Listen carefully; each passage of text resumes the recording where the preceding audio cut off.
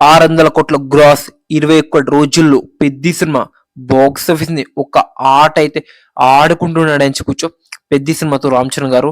So ఈ cinema 21 days box office collection గురించి అయితే మాట్లాడుకుందాం. సో ఈ సినిమా వచ్చేసరికి చాలా రికార్డ్స్ అయితే లేపేసింది అని చెప్పొచ్చు.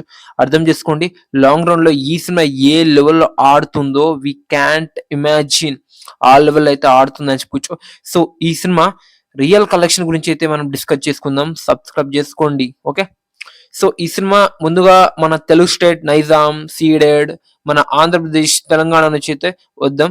సో నైజాంలో వచ్చేసరికి ఈ సినిమా వచ్చేసరికి 60 కోట్ల షేర్, సీడెడ్ లో 25 కోట్ల షేర్, ఈస్ట్ వెస్ట్ లో 22 కోట్ల షేర్, గుంటూరులో 14 కోట్ల షేర్, నెల్లూరులో 8 కోట్ల షేర్. అలా మన ఆంధ్రప్రదేశ్ లో, తెలంగాణలో పెద్ద సినిమా వచ్చేసరికి 156 కోట్ల షేరు, గ్రాస్ 240 కోట్ల గ్రాస్ అయితే దాటిందని చెప్పొచ్చు. కేరళ నుంచి 5 కోట్ల షేర్, తమిళనాడు నుంచి 10 కోట్ల షేర్, కర్ణాటక నుంచి మనకి 17 కోట్ల షేర్, బాలీవుడ్ నుంచి 19 కోట్ల షేర్, మనకి నార్త్ అమెరికా, యుఎస్ఏ అక్కడ మొత్తం వచ్చేసరికి ఒక 27 కోట్ల షేర్. అలా మన పెద్ద సినిమా 220 కోట్ల షేరు, గ్రాస్ చూసుకుంటే 457 కోట్ల గ్రాస్ అయితే దాటిందని చెప్పొచ్చు. సో ఈ సినిమా వచ్చేసరికి 500 మార్క్ అయితే టచ్ అవబోతుంది అని చెప్పొచ్చు. ఈ సినిమాకి లాంగ్ రన్ లో అయితే చాలా మంచిగా అయితే లాంగ్ రన్ అయితే దొరికింది అని చెప్పొచ్చు. ఒక ఆట అయితే ఆడుకుంటున్నాడు అని చెప్పొచ్చు మన రామ్ చరణ్ గారు అని చెప్పొచ్చు, mega power star Ram Charan.